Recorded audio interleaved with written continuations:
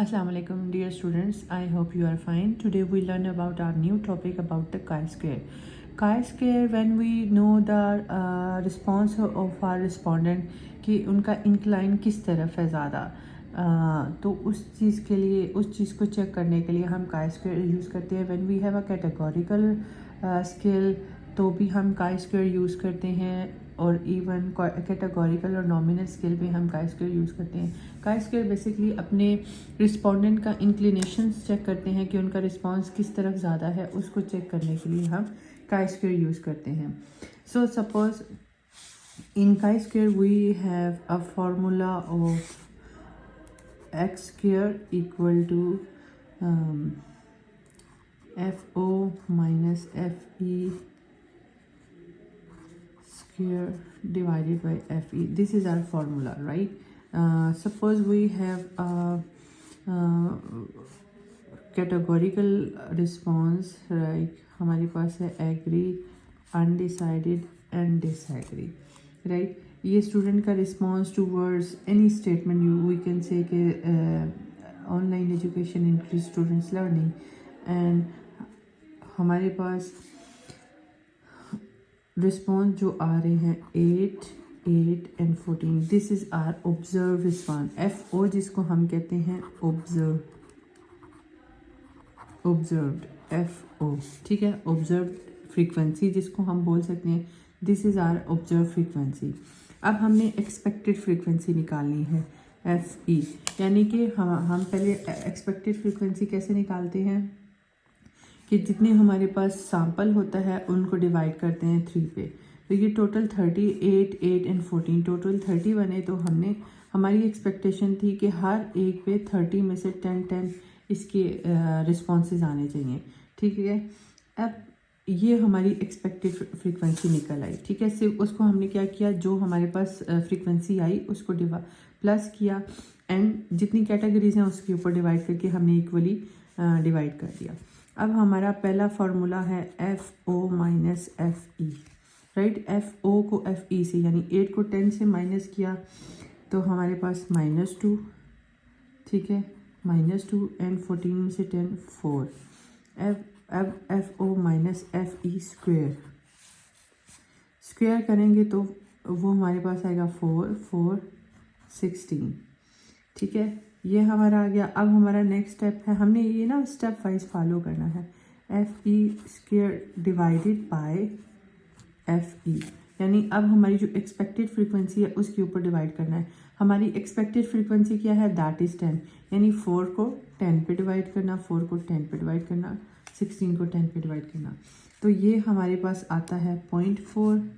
अगर आप डिवाइड करें 0.4 एंड 1.6, ठीक है. अब हमारा नेक्स्ट मेथड है summation FO minus FE square divided by FE, यानी इन सब को हमने सम ऑफ करना है.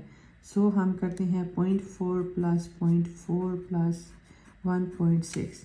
तो ये हमारा क्या आएगा answer.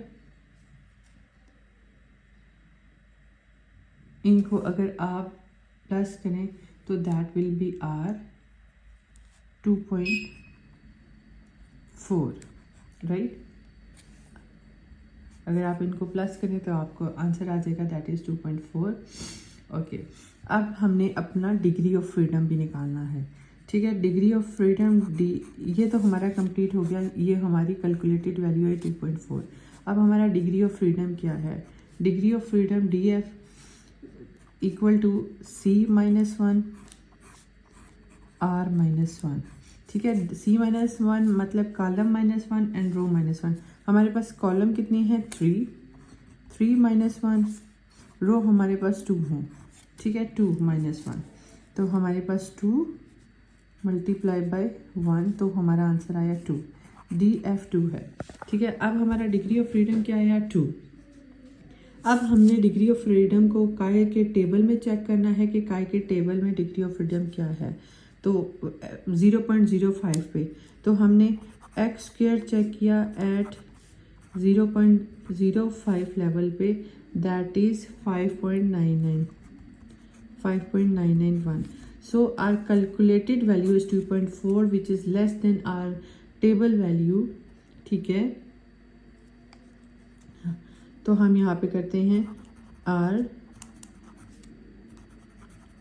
Calculated value is less then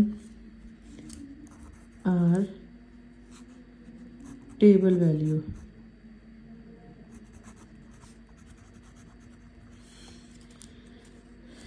वो क्या है, 2.4 इज लेस देन 5.991, ठीक है।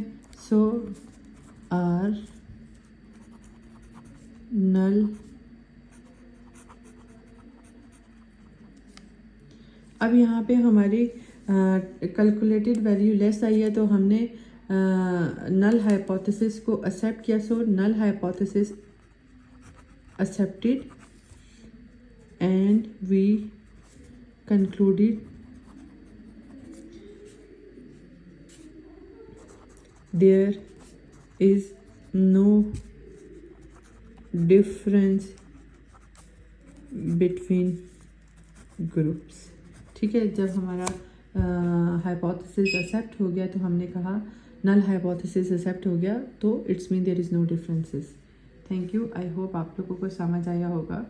टेक केयर, अल्लाह हाफिज़।